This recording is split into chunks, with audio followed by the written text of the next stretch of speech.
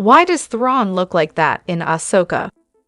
Lars Mikkelsen's Grand General Thrawn made his long-awaited and highly anticipated live-action appearance in Ahsoka, and the means of translating his animated character design over into the greater Disney Plus universe is almost underwhelming. There's something uncanny and unsettling about how Thrawn fares on-screen, and it calls greater attention to how disappointing this detrimental reveal came to be.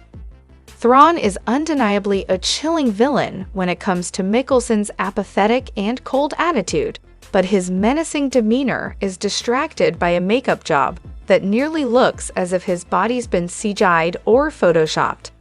He looked just as threatening as he felt in Star Wars Rebels, and the effort to carry that same imposing visual over into live action is having trouble selling itself.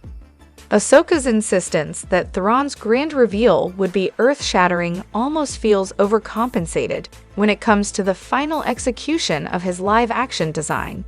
Perhaps for some, seeing Thrawn in live action is enough. The thought of watching Star Wars Rebels earn the mainstream appreciation it was deprived of for so long is a reward in itself, but it doesn't exactly hurt to incorporate a bit more in terms of detailing and contouring when it comes to perfecting every detail of these characters. Part of what makes Star Wars so interesting is the vast creativity used to bring unique species to life, but the underwhelming attempt to match the striking blue complexion of Thrawn's two-dimensional version could hint at a worrying trend of struggling to fully translate animated characters for live action. Thrawn's look in Ahsoka feels somewhat flat. While his character design in Star Wars Rebels is fantastic, the live action just doesn't measure up. Just by looking at Thrawn in live action, it's easy to pinpoint fixes that are amendable by dedicating a little more time to keeping Lars Mikkelsen in the makeup chair. There is a lack of dimension in the face. He has faint, too thin eyebrows and a lack of depth and contouring. Simply put, Mikkelsen feels copy-pasted into the show, which dials down how unnerving and effective the Chiss character was in Star Wars Rebels. The blandness in Thrawn's finished look is emblematic of the larger issue in Ahsoka itself, with scenes often seeming too lackluster or subdued when compared to other properties in the franchise that have elected to use more vibrant color. Look at Thrawn in Star Wars Rebels, then set him side by side with Mikkelsen in live action. The animated version of the Grand Admiral has an appearance that's both distinguished and fearsome.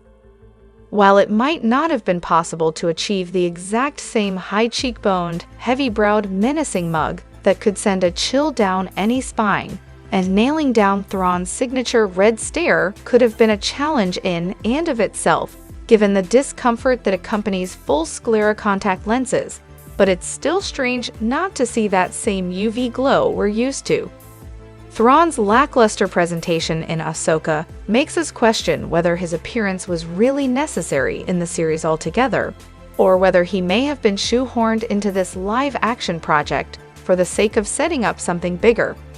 Approving such an awkward-looking Thrawn after teasing this monumental character introduction as one of Ahsoka's main events is a bad move.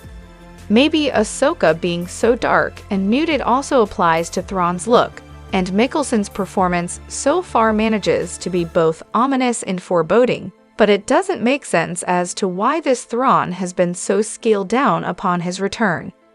It's been suggested that Ahsoka may have been better off as an animated feature, but that doesn't mean that Star Wars should reach into its animated catalog and bring every character into live action. Some concepts are best left untouched, and Thrawn's unobtrusive stature in Ahsoka is another indication that Lucasfilm and Disney Plus may have overestimated the success of translating animated Star Wars Rebels characters in live action. Besides, Mikkelsen's Grand General Thrawn isn't the first Rebels villain that's been chosen to play a role in Star Wars live-action Disney Plus universe.